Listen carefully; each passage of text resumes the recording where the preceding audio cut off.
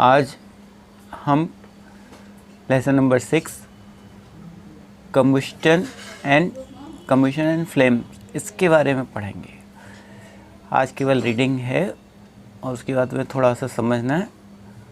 Next session में इसके question and answer exercise करेंगे।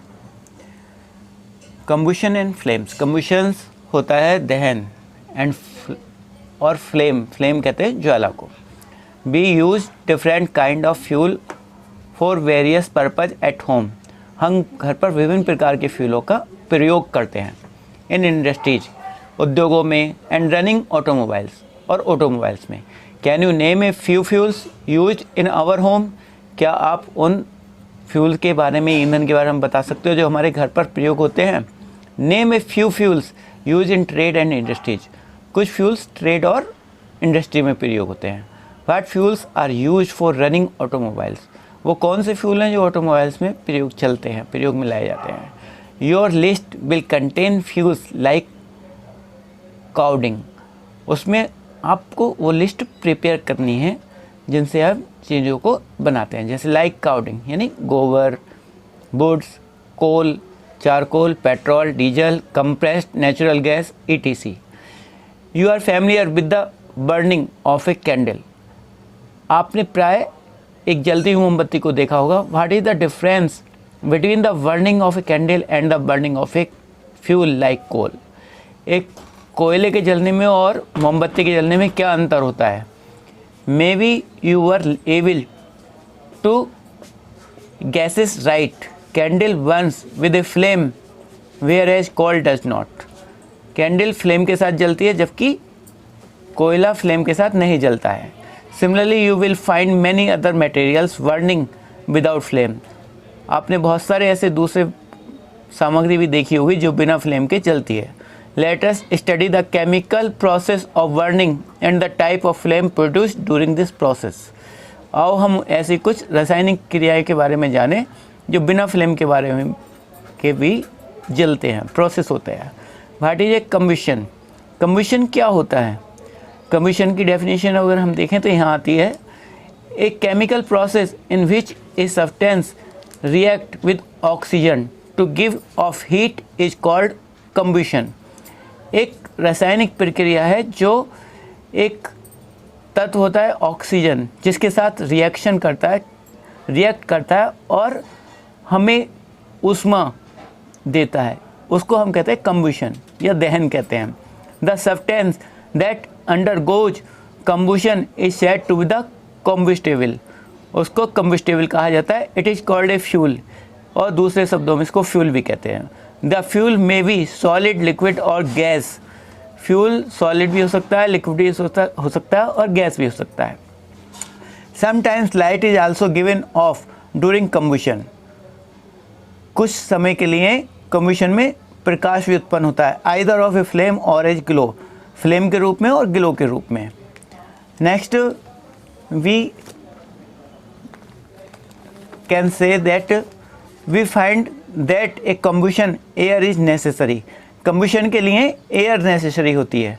The candle burn freely in case, candle freely जल सकती है when air can enter the chimney. In the figure we can say the air is coming from the up down, ऊपर से नीचे की तरफ आती है एयर, तो कैंडल फ्रीली जलती है।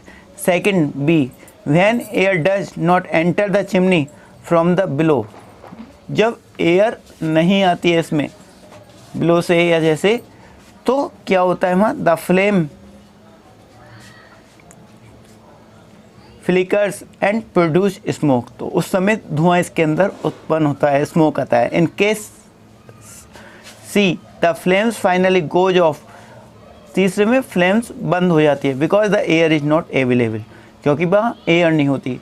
जो भी कम्बशन होता है वो in the presence of oxygen, oxygen की उपस्थिति में होता है, इसलिए वो चीज़ नहीं हो पाती है। Next activity is, you might hear that when the cloth of person catches fire, आपने सुना होगा जब किसी व्यक्ति के कपड़ों में आग लग जाती है, the person no person the covered with a blanket, तो व्यक्ति को ब्लैंकेट उड़ा दिया जाता है। The extinguish fire can you gas भाई, ये किस लिए होता है, आपको ये सोचना है। ये इसलिए होता है क्योंकि ये ऑक्सीजन का कनेक्शन कट जाता है यहाँ, किससे, फ्लेम से। जब फ्लेम को ऑक्सीजन नहीं मिलेगी तो आग जो है, जो मतलब कम्बशन है, वो फिनिश हो जाता है। Now recall some your experience, does a match stick burn by itself, क्या एक माचिस की तिल्ली जो होती है वो अपने आप जल सकती है। हाउ डज इट बर्न, ये कैसे जलती है। You must have heard an experience of burning a piece of paper, you must have heard an experience, आपको एक एक्सपीरियंस या अनुभव किया होगा। Burning a piece of paper, आपको जलता हुआ एक पेपर लेना है। Does it burn when a burn match stick brought near it, जब इसके पास एक जलती हुई मैच स्टिक ले आई जाती है तो वो जलने लगता है। Can you burn a piece of wood by the bringing a lighted match stick near it, यदि किसी लकड़ी के पास एक मैच स्टिक लाई जाए तो क्या वो भी जलने लगेगा। Why do you have to use paper और kerosene oil in start fire in wood और कोयल, हम पेपर या केरोसिन तेल को क्यों प्रयोग करते हैं, किसके अंदर, लकड़ी के अंदर और कोयले को बर्न करने के लिए। Have you heard of forest fire, क्या तुमने जंगल की आग के बारे में सुना है। Here you can discuss at your home in the forest fire. Okay, the next we can say, do these experience tell you that different substance catch fire at different temperature, क्या आपने ये एक्सपीरियंस लिया है कि विभिन्न temperature पे जो fire होती है वो विभिन्न टाइप्स की होती है।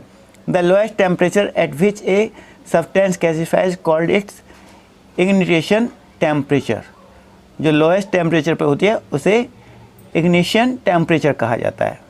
Can you tell now why a match stick does not catch fire on its own at room temperature, क्या तुम बता सकते हो कि एक मैच स्टिक जो होती है वो कमरे के गर्म होने पर भी आग क्यों नहीं पकड़ पाती है। Why does the match stick start burning on rubbing it on the side of the match stick, या मैच बॉक्स, जब मैच बॉक्स पर जब तिल्ली को रगड़ते हैं तभी वो जलता है। यहाँ पे the history of the match stick दे रखी है, you can learn understand, if you have not understand please call me. ये मैच स्टिक की कहानी दे रखी है, स्टार्टिंग में वो कैसे बनती थी। इसमें सफ़ेद फास्फोरस का प्रयोग किया जाता था, वाइट फास्फोरस का, लेकिन later on we use in the red phosphorus because the white phosphorus dangerous in the matchsticks and for the human life. So now we use the red phosphorus with a small quantity.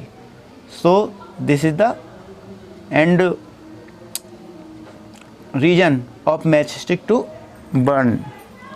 In a material which we can use in the trisulfate, antimony trisulfide and potassium chlorate and the red phosphorus, the mixture of these in the matchsticks. So it is the story and 200. Okay, आगे की video में आपको बताया जाएगा। This is the homework for you, आप लोगों को इसी को लर्न करना है, यानी रीडिंग भी करनी है और जो मेन पॉइंट्स हैं उनको केवल माइंड में कॉपी पे लिख के याद करना है। Okay, thank you.